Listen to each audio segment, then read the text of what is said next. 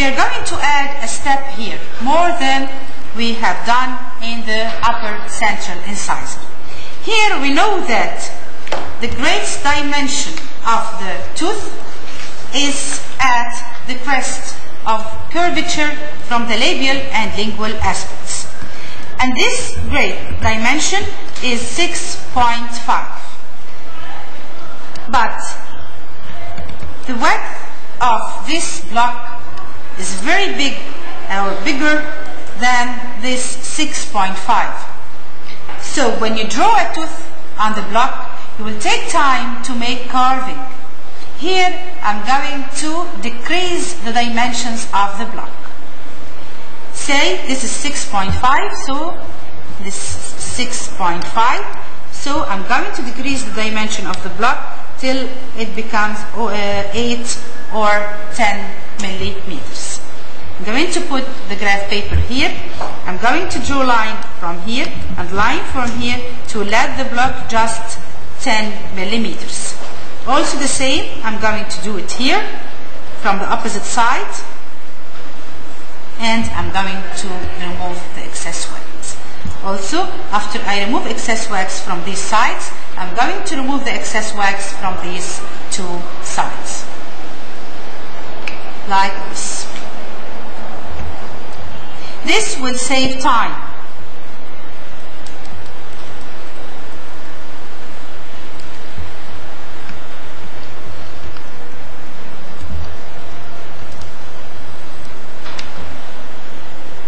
Here I'm going to decrease the dimension of the block to save time for me and to let the tooth more accurate.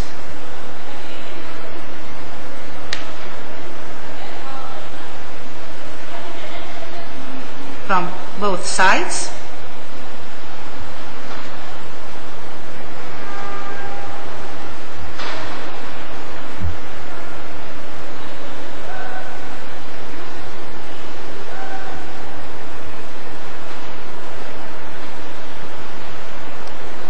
Take care, the surface should be smooth.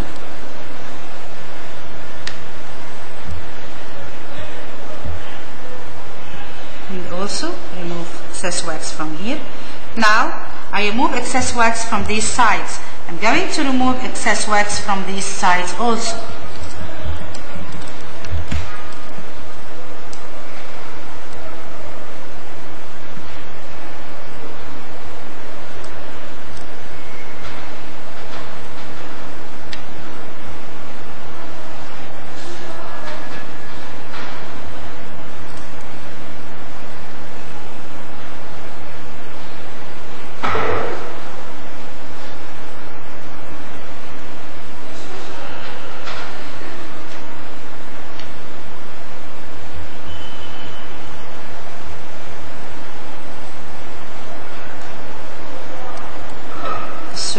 All the surfaces should be smooth.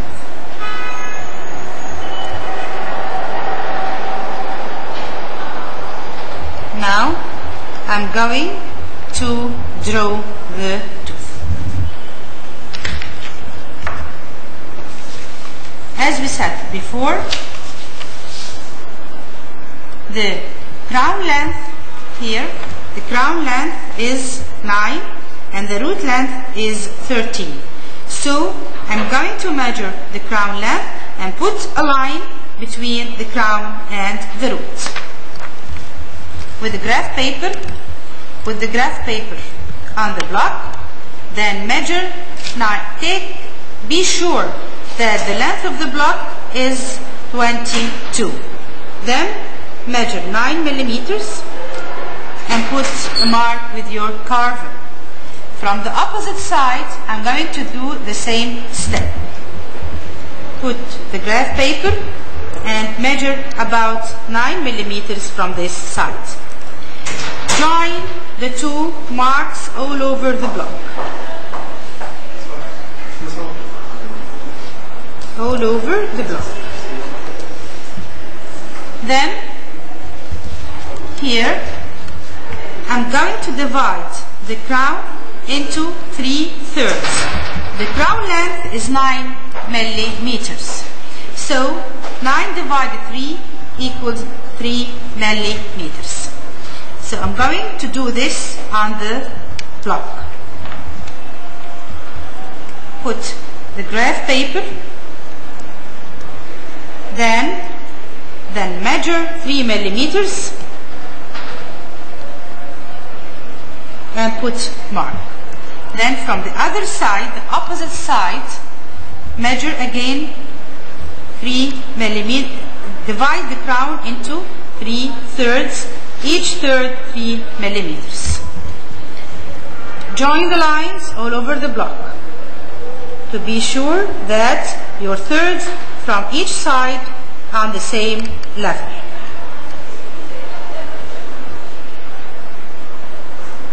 Join the lines like this. Now I have my block dividing the crown into 3 equal thirds, each third 3 millimeters. Now I'm going to draw the midline. Put the graph paper on the surface, then divide the surface into 2 equal sides and draw the midline here. From the other side, put the paper and draw the midline. Do the same steps as the other side here. Then join the midline all over the block. Like this and like this. Now I have my block dividing the crown into 3 thirds and the midline is drawn. As we said before, we're going to draw this aspect, which is the mesial aspect. Now, we said that the mesial aspect at the cervix is 5 millimeters, 2 millimeters and a half from each side of the midline. And at the cervix or at the crest of curvature, then our crest of curvature, it is 6 millimeters, 3 millimeters from each side. Put the points, 2.5 from each side at the cervix. Take care here, the lateral is smaller than the central. The crest of curvature here at the center of the cervical. Put the point of the incisal edge with the point of the root apex. Look here, this is the points at the cervical region, at the cervix, and these are the points at the crest of curvature and the center of the cervical third. Same steps will be done at the opposite side. Put the points here, 2.5, 2.5, then at the cervical third, center of the cervical third, the crest of curvature, and then put the point of the incisal edge and the point of the root. Now join the lines. The labial outline of the upper lateral incisor is convex with the crest of curvature at the center of the cervical line. The incisal edge is on a line on the midline with the apex of the root. The lingual outline is convex at the cervical third, concave at the middle and the incisal third, then slightly convex at the incisal third. The root is cone shaped with a rounded apex.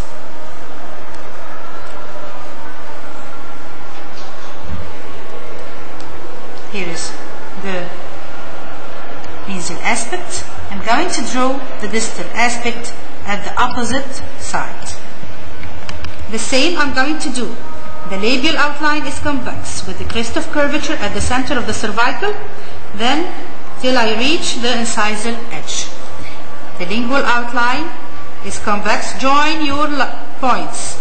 Convex at the cervical region, concave at the middle and the incisal, then slightly convex at the incisal region.